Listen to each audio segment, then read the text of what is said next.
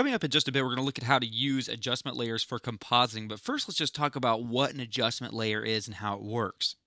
Now, you can create an adjustment layer in the same way you created a light. You can go to the Layer menu and select New Adjustment Layer, or you could right-click in some blank area of the Timeline panel and select New Adjustment Layer. Now, if you're familiar with Photoshop, adjustment layers here work the same way. Basically, anything applied to the adjustment layer affects everything beneath the layer. In other words, all layers beneath it. So let's say, for example, I added the tint effect. I'll do this quick search on that here and apply that to my adjustment layer. You'll notice that everything that I'm doing to this tint effect affects everything beneath the tint. Let me just switch that up just a little bit here. So everything beneath the adjustment layer is tinted. Now, if I drag this layer beneath the green screen footage, then the green screen footage wouldn't be tinted, but all the layers below them would be. Drag it below the subway, then only the background would be tinted red. So again, adjustment layers adjust everything beneath them. Let's try this with a different effect, just so we get the feel of what these can do here. I'll apply, for example, let's say fast blur. I blur this. Everything beneath it is blurred.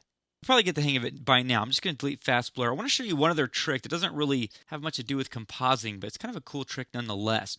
There's an effect called transform. I'm going to apply the transform effect to the adjustment layer. And at first blush, this transform effect seems really pointless because most of these values that you're seeing in the transform effect you get with a regular layer. So like position, anchor point, scale, rotation, opacity, all these things are just regular layer transforms.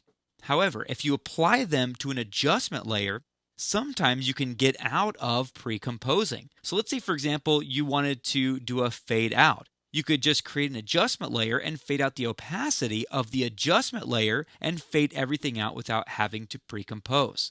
Likewise, if you wanted to rotate everything or scale everything, you can do that with an adjustment layer.